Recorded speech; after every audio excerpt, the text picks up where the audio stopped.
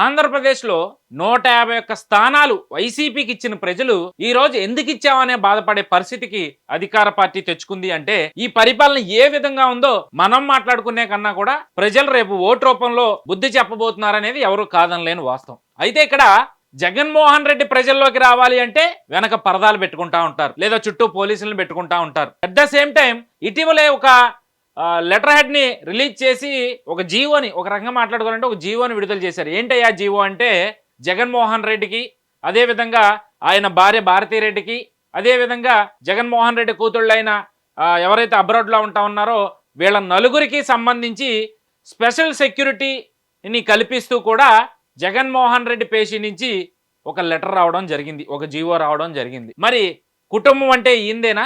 Security వీళ్ళ కుటుంబానికే కావాలా? అంటే చెల్లెలు కానీ బయట వాళ్ళని ఎలాగో పట్టించుకోరు, కనీసం వీళ్ళ కుటుంబంలో ఉన్నది వీళ్ళ నలుగురేనా? ఈయన రక్తం పంచుకుని పుట్టిన ఆవిడే కదా వైఎస్ షర్మిల, అదేవిధంగా ఈయనకి రక్త మాంసాలు పంచిన తల్లే కదా విజయమ్మ, వీళ్ళ బ్లడ్ రిలేషనే కదా సునీతమ్మ. ఒక బ్లడ్ రిలేషన్ అవినాష్ రెడ్డేనా, ఇంకెవరూ కాదా? అసలు ఎటుపోతున్నారు జగన్మోహన్ రెడ్డి గారు ఆలోచన విధానం ఒకసారి ఆలోచించుకోండి. పక్క రాష్ట్రంలో ఒక ప్రాంతీయ పార్టీ పెడితే షర్మిల గారు, ఆవిడకి 4x4 సెక్యూరిటీని ఇచ్చిన ఘనత అప్పటి కేసీఆర్ ప్రభుత్వాన్ని. మరి మీరు అధికారంలోకి వచ్చిన తర్వాత ఎలాగో ప్రజలకు సెక్యూరిటీ ఇవ్వడం మానేశారు. అక్కడ పార్టీని విలీనం చేసి రాష్ట్రానికి వచ్చి ఒక నేషనల్ పార్టీకి అధ్యక్షురాలు అయిన తర్వాత ఆ సెక్యూరిటీని కొనసాగించాల్సిన పరిస్థితి, మీరు పెంచకపోయినా పర్వాలా, కొనసాగించకపోగా తగ్గించి 1x1 పెట్టిన పరిస్థితి. అసలు ఎటుపోతుంది? అసలు ఏం ఆలోచిస్తూ ఉన్నారు మీ మైండ్లో కానీ మీ మనసులో కానీ ఏముంది?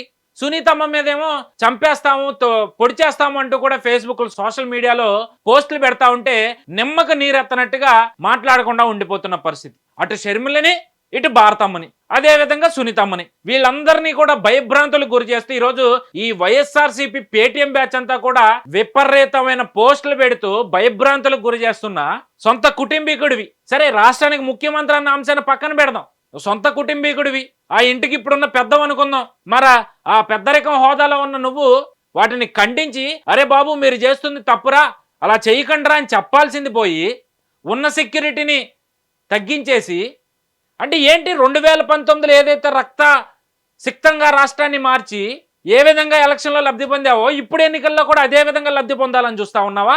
సరే, లాస్ట్ టైం అంటే చంద్రబాబు మీద నెట్టేసావు, లేదంటే తెలుగుదేశం నాయకుల మీద నెట్టేసావు, పెద్ద పెద్ద పోస్టర్లు వేసి పెద్ద పెద్ద హెడ్డింగ్లు రాసి. మరి ఇప్పుడు ఎవరి మీద చూస్తావు? ఏదేమైనా జగన్మోహన్ రెడ్డి ఆలోచన విధానం అంతా కూడా ఒకటే పందాలో వెళ్తా ఉంది. ఖచ్చితంగా రాష్ట్రంలో ఉన్న ప్రజల్ని ఎలాగో కాపాడలేడు, కనీసం కుటుంబాన్ని అయినా కాపాడుకోవాల్సిన పరిస్థితి ఉంది. అంటే ఇక్కడ మీరు అనొచ్చు, అంటే కుటుంబాన్ని కాపాడుకోవాలంటే ఏమన్నా వాళ్ళ మీద ప్రతిపక్షాలు ఏమన్నా దాడి చేసే ప్రయత్నం చేస్తా ఉన్నాయా అని. ఇక్కడ ప్రతిపక్షాలకు ఆ కర్మ పట్టలేదు, ప్రతిపక్షాలు ఆ అంశంలో తలదొచ్చాల్సిన అవసరం లేదండి. ఆ చరిత్ర కూడా ప్రతిపక్షాలకు లేదు.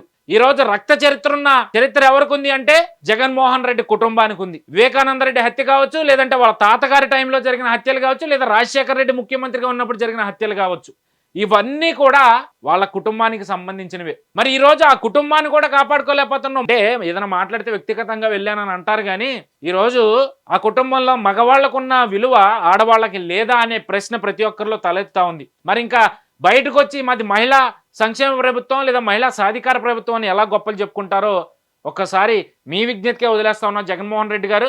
ఈరోజు ఏదేమైనా సునీతమ్మ చేస్తున్న పోరాటం, తన తండ్రిని చంపింది ఎవరో అక్షర సత్యంగా ఈరోజు కళ్ళ ఎదుట కనిపిస్తున్న వాళ్ళని శిక్షించాల్సిన ప్రభుత్వం వాళ్ళ తరపున అండగా వాళ్ళకి నిలిచి ఏది పడితే అది మాట్లాడుతూ, ఏది పడితే అది పోస్టులు చేయించుతూ కాలం గడుపుతా ఉంది. దీని అంతటికీ కూడా పులి స్టాప్ పెట్టే రోజులు దగ్గరలోనే ఉన్నాయి. వివేకానంద రెడ్డి గారి హత్య కేసుకు సంబంధించి అసలైన నిందితులు ఎవరు అనేది ఇప్పటికే తేటతెల్లమైంది.